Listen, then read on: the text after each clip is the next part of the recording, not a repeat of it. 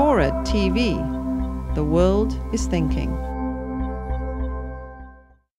How much do you think Obama's going to talk about climate change in that speech? How much do you think at this moment it's going to be something that he's going to turn to as an issue? I mean, I guess there's some case when it hasn't been going that well for him on the trail the last month, and he's trying to move to this more populist message. There must be some temptation on the campaign's part to avoid the issue. Do you think he's going to take it on? Oh, I know he's going to take it on. And not only is he going to take it on, he's going to take it on in the context of our world leadership, our national security, the environment, energy, new jobs, and a great opportunity for our country. I don't think he's afraid of it. I think he sees it as a great opportunity and a challenge to the American people. I'll tell you one thing. There'll be infinitely more in his address to the American people than there will be in John McCain's about climate change when he addresses the American people from Minneapolis next week. Right. I have one question which we didn't get to talk about in the panel discussion that we just had, which was about China and India, which has always been one of one thing that the right has always used in order to derail climate change legislation. How do you, and it's a real problem going forward, how do you deal with that, both as a matter of policy and as a matter of politics? Well, you cannot preach temperance from a bar stool.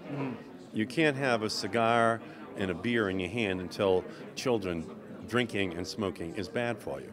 Since most of the CO2 is red, white, and blue that is up there, even though China has now caught up to us, the CO2 in the atmosphere is cumulative. So our grandfathers coming over on a boat 100 years ago, a lot of that CO2 is still up there.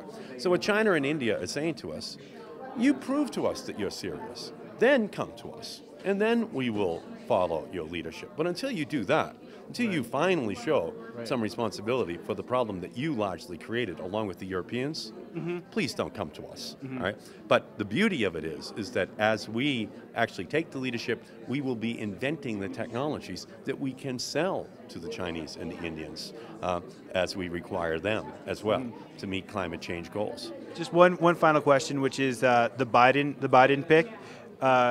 What do you think it reveals about Barack Obama that he put Biden on the ticket?